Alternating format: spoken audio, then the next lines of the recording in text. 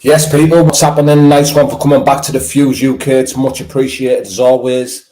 Today we've got a special guest on the show, headlining BKFC 37 with Connor Tierney. Gypsy Jake Lindsey, what's happening, brother? You good? Hey, what's up, big dog? How's it going? All well, mate. All well. What's been happening? I just got done training, actually. I rushed home and I got a shower in, thankfully, because I would be all sweaty right now. I ran a little late, got that good work in, got in the shower. I'm just chilling now. Classy. You're fully in camp now then? Yeah, I mean, I've been fighting for like 20 years professionally. Kickboxing, MMA, jiu-jitsu, I've done a little boxing, so I'm always in really good shape. But yeah, in terms for this fight, I'm in the hard part, middle of camp, hard training sessions, hard sparring sessions, hard strength conditioning. And I love it, man. So yeah, I'm ready to go. And just for the people who don't know, Jake, where did your fighting career begin? Like, what background was it? I know it was mainly MMA, but where did it all begin? Man, you're asking me to go back, way back. Tell us, mate. Well, Tell us.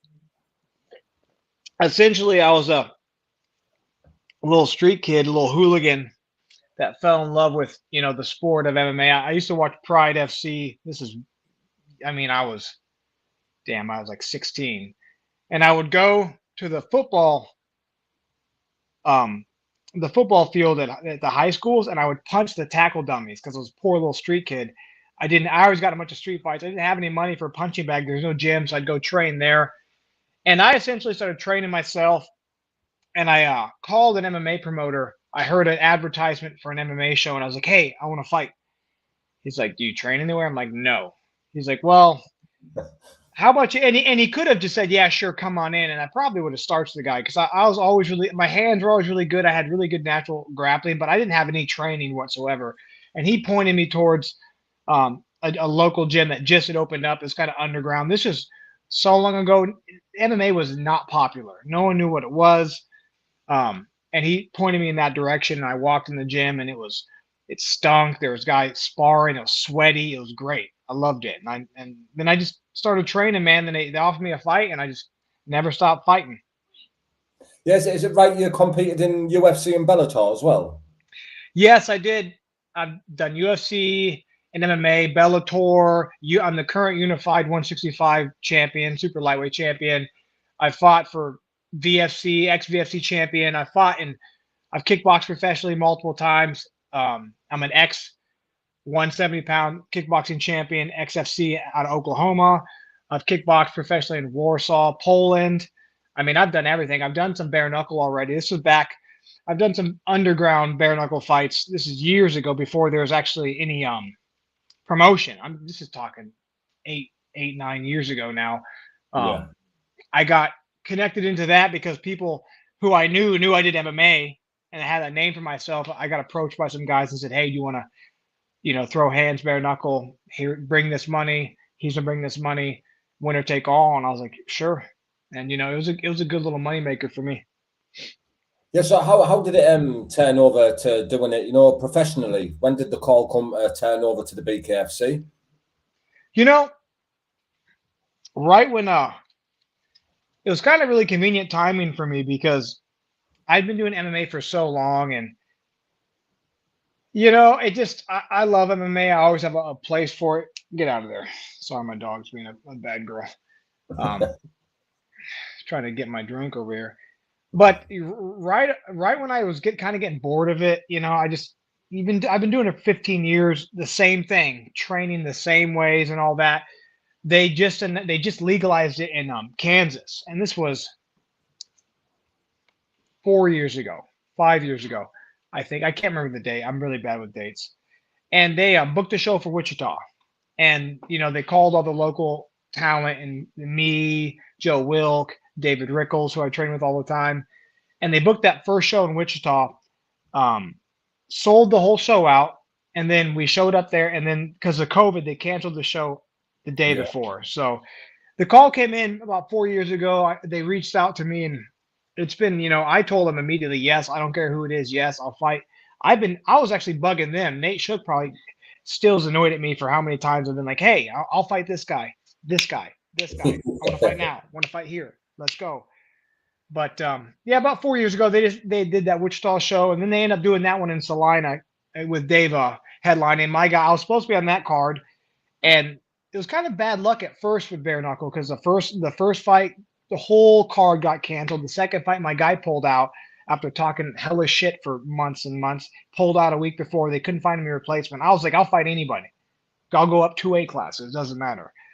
And then finally, I got on that first one in Wichita when David fought Julian Lane. And it's just been, on the ground running since. It's been a great opportunity. I've honestly wish I'd been more active. I wish I could have been fighting more.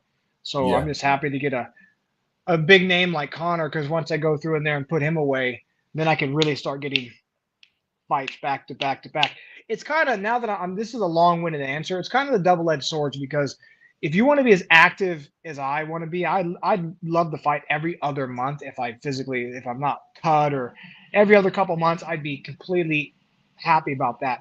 But sometimes when you get bigger up on the cards and your rank gets higher, the fights spread out more and more and more because they need you to main event or co-main.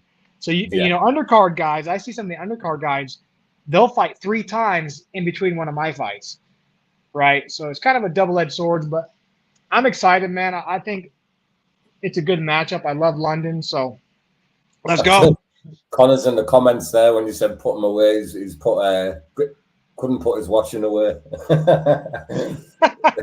He's watching. That's funny. That's a good one. That's a sick burn.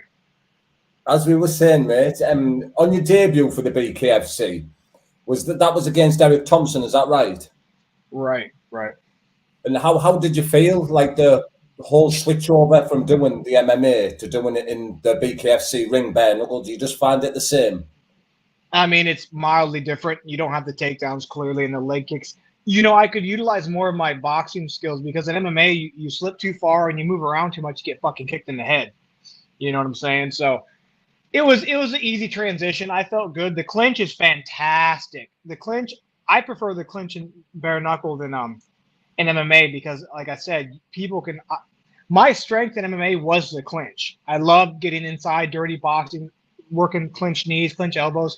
But the problem is they can shoot takedowns. In bare knuckle, they can't. They can lean over. So I love the clinch. It was a real natural progression for me. Like I said, I've been fighting for so long. I don't get nervous. Nothing bothers me whatsoever. So it felt good. People can't block. They can't put their hands up like this and block like they did in boxing gloves. When I kickbox professionally, they would just sit there and, it was a good, natural, easy transition for me. And like I said, I'd done bare knuckle before, so it wasn't anything new. Yeah, have you enjoyed the 3 fights you've had so far in the BKFC? Say that again. Have you enjoyed, the 3 fights you've had so far? Have you enjoyed every one of them? Oh, absolutely. The last one kind of upset me because the cut I wanted to keep going because they stopped it because Brandon Gertz got cut. Other than that, yeah, I was just getting warmed up, man. I wanted to be able to put him away, but I loved them all, man. The more the merrier. You got an accent. Where are you from? Middlesbrough. You got that thick accent, boy. Yeah, I got that all the time, mate. Proper thick. Yeah. But now we've got BKFC 37 coming up in London. You're headlining the show with Connor Tierney. How did you feel when because I know has the name been mentioned to you before this, hasn't it? Yeah, I was supposed to fight him in New York when he fought Jeremy Riggs to make his debut. But I was injured and I couldn't make the weight either. There's no way. I had a hurt ankle, so there's no way you're cutting that much weight short notice with it. You can't run or nothing. So he fought Jeremy Riggs, and I had already scouted him out. When he got signed, everyone was making a big fuss about him. So I watched some of his fights, and he does what he does. He does certain things really well, and he does certain things not so well. But yeah, I've been assuming me and him are going to fight for a while. I'm surprised he hasn't. I thought he was going to fight someone a little bit higher ranked than Elmore, his second fight. I thought they're going to throw him, I thought him and Caleb Harris were going to fight, and they didn't. But, yeah, I knew eventually if he kept winning and I kept winning, they'd have to put us together. So, Yeah, I think when Connor fought Joe, I think Joe was in the top 5 when he in the weight class. Was he? I'm sure he was. I I might be thought wrong. he just didn't he just lose to he just lost, I thought. Maybe I'm wrong. Maybe I got my times. I know he lost he lost to I can't remember his name. Maybe he was in the top 5. Yeah, maybe. Maybe I'm wrong. And are you looking forward to coming over to the UK? So it'll be your first time fighting over here, is it? No, like well, in the UK, yeah, in London, but like I said, I've been to Europe multiple times. I've kickboxed professionally over there, so I'm excited. I know London's going to be a fire. I know you guys. It's a big fight city. I love the culture over there.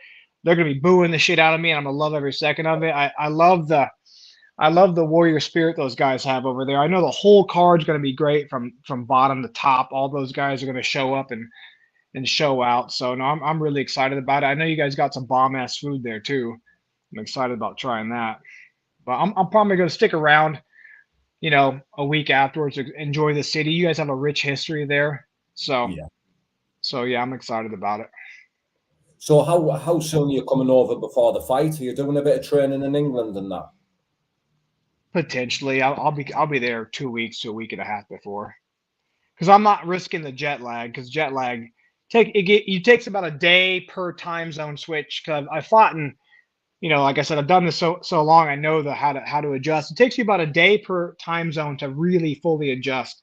So you guys are 6 time zones away from me, so I'll be out there at least 7 days, but probably a week and a half just to settle in, finish up my last little bit of training. Got my coach coming with me, so and I don't really need a place to train. I'll do it in the fucking hotel room. I don't care.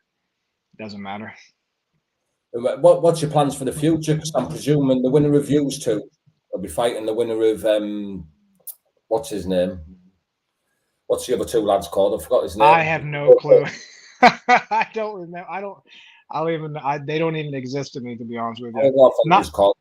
And then the winner of Views 2 will be fighting for a belt, I reckon, because I don't think Oh, for Palomino. sure, for sure. Me or Connor are gonna fight. So I think what they did was the idea was we would fight. One of us would fight Palomino, but if he doesn't want to fight, they have those other 2 guys are fighting. So then they would just match the winners of the 2 fights together for the belt, which is smart because, like I said, I don't know if Palomino fights again. I would love. That's who I want to fight. That's the big fight right there, Palomino. In terms of you're coming from just like who cares about the who's more popular? If you want to fight the best guy or the guy with the biggest, trophy on his head, is Palomino just because his record. Now, I think that Nugan beat Palomino personally, and that's no disrespect to Palomino because that's fucking highly skilled. Yeah, he's last that, mate. He's one of my favourite fighters. I think Yeah. It's a shame. It's a shame he hasn't came back. So I wouldn't doubt if Palomino doesn't fight again. But if he does, it's me or Connor's going to fight him, and then if he doesn't, we have that number or the other 2 guys we can fight the winner of that matchup. Yeah, I've seen on another podcast as well that you might be doing a bit of training with a lad over here, James Kennelly. Yeah, potentially. We'll see if it works out or not. Yeah, because it was actually Connor who knocked him out. Oh, really? Yeah, Who's the gentleman? See, I'm bad with names, and I know I'm not pronouncing this shit right. Who's the guy that knocked out Connor with left hook? Franco. Was it Franco? Because Connor lost twice in BKB. He lost a decision, and then he got slept. Or do I have that wrong? No, yeah, you've got that wrong. He's only lost once. I see. That was by Franco. Yeah, when he got caught with that shot, but he's won every single fight since. Oh, He's I gotcha. I think he's on a 8-fight win streak now. 6-1. They have his record as 6-1, which it might not be. It's never accurate.